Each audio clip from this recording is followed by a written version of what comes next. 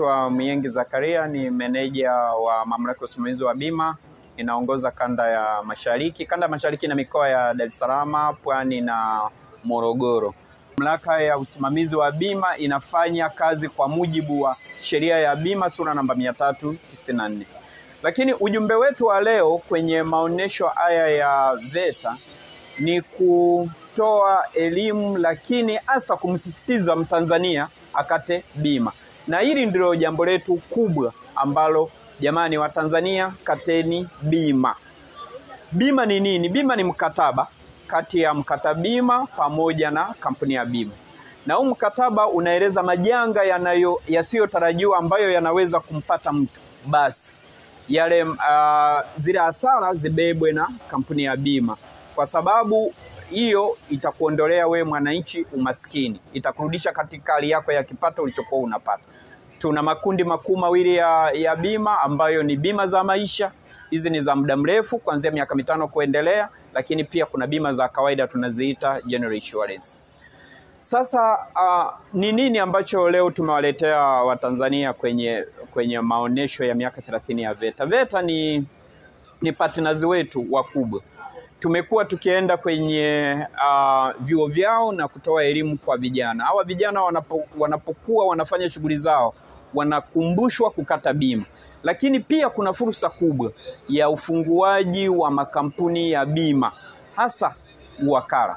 Kwa hiyo wakiwa kwenye vikundi vyao wana nafasi nzuri ya kuanzisha kampuni ya uwakala, ambayo inakuwa wanapata ujuzi. Ni lazima uwe na mtaalamu wa bima, wanamwajiri. Kwa hiyo pia tuna create ajira kwa upande mwingine, then wanaanza kuwakatia bima wananchi.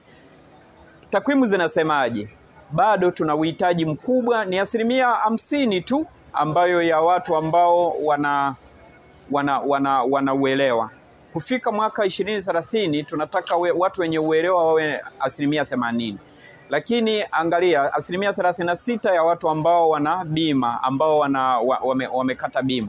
Kwa hiyo bado unaona kwamba Watanzania wengi inabidi bado tukate bima. Lakini sasa tuna malengo. Mheshimiwa Rais mwezi Aprili mwaka 2021, sisi sekta ya bima alitupa mambo makuu mawili. Kwanza, kuhakikisha kwamba kila Mtanzania anakuwa na bima au anakata bima ya maisha. Kwa kufanya hivyo ametusaidia na amesaini sheria ya bima kwa wote, bima ya afya kwa wote. Kwa hiyo sheria imeanza kazi, tunashukuru sana. Na pia tumepewa sisi kama mamlaka ya usimamizi wa bima kuhakikisha kwamba ndiyo tunasimamia hiyo sheria ya bima ya afya kwa wote.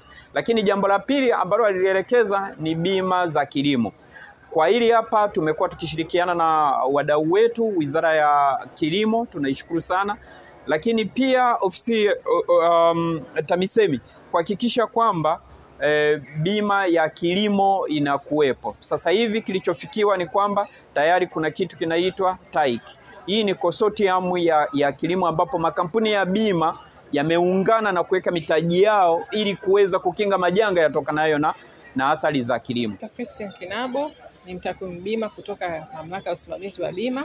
Malalamiko yanaweza akawa aina mbalimbali. Unaweza ukawa hujaridhishwa na kiwango ambacho kampuni ya bima imeofa kukupa, au inaweza ikawa umecheleweshwa, majukumu yamechukua muda mrefu kushughulikiwa, madai yamechukua muda mrefu kushughulikiwa, au madai yako yanaweza kawa yamekataliwa kabisa na kampuni ya bima. Tuna taratibu zetu. Unaweza ukafika ofisini kwetu ukajaza fomu ya malalamiko, lakini pia unaweza ukaandika barua ukatuma kwa address sanduku la posta. Tunapokea malalamiko yote na kuyashughulikia. Tunahakikisha kama vile ni malalamiko yamecheleweshwa, basi yanalipwa kwa wakati. Kama yamekataliwa lakini ni halali, tunahakikisha malalamiko hayo yanalipwa. Asante. Na pengine mmekuwa mkipokea hizo kesi kwa kiwango gani kwa mwaka?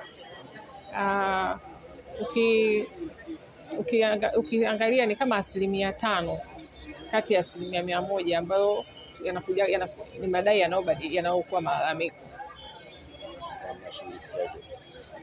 Tunashughulikia kwa kuita vikao. Kuna njia ya kikao, tunamuita mlalamikaji na kampuni ya bima na tunahakikisha yametatuliwa. Ukweli unawekwa wazi na yule ambaye ana haki anapata. Nishakutana na kisa kimoja, ilikuwa ni Mwanza. Kuna mtu alipata ajali, lakini yule wakala bima ikaonekana zile pesa alikuwa hana au alikula, akawa anamzungusha yule mteja. Je, hivi visa kwenu vimeshafika kwenu?